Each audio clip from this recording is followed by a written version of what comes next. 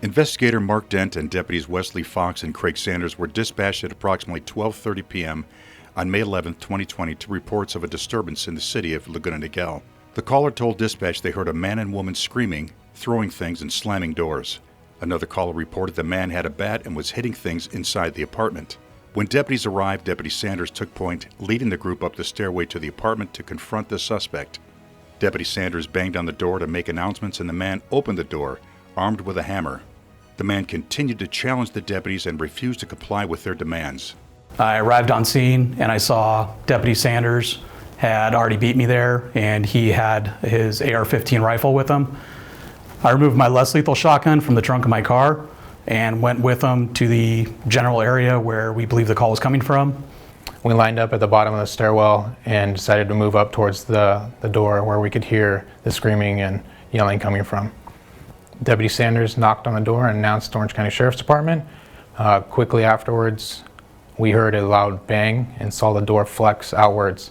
I remember thinking at that time, like, this is a little bit different than what I was anticipating. We knocked again, and the door flung open and a male stepped outside with a hammer. We were about 10 feet away from him, facing uphill on the stairs, and he brought the hammer upwards in kind of an aggressive motion. So I announced less lethal, and I shot him in the upper abdomen with my less lethal shotgun. Normally that would affect somebody and knock him to the ground. This shot had no effect on him. He immediately ran inside the house. We heard a woman screaming. Craig said something to the effect of, "Let's go," or "We're going in." I followed. Upon entry into the residence, it appeared that a tornado had gone through there. There were holes in the walls, the TV was on the ground, the sofa had been flipped over, the coffee table was smashed to pieces. It was running through an obstacle course for us. I observed the male still armed with a hammer, took the female into a hostage taker pose with his arm wrapped around her neck and the hammer at his side as if he was preparing to strike her in the head with the hammer. I announced that we had a hostage scenario and began advancing towards the male subject, at which point he turned towards me and I fired 3 rounds from my AR-15, striking the subject.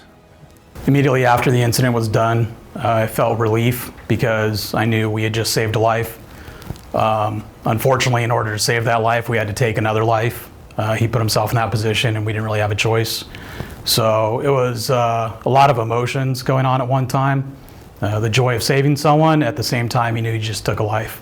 So a lot going through our head there. Hostage rescue scenarios are something that we train very hard for to ensure that we can make the proper call and save somebody's life.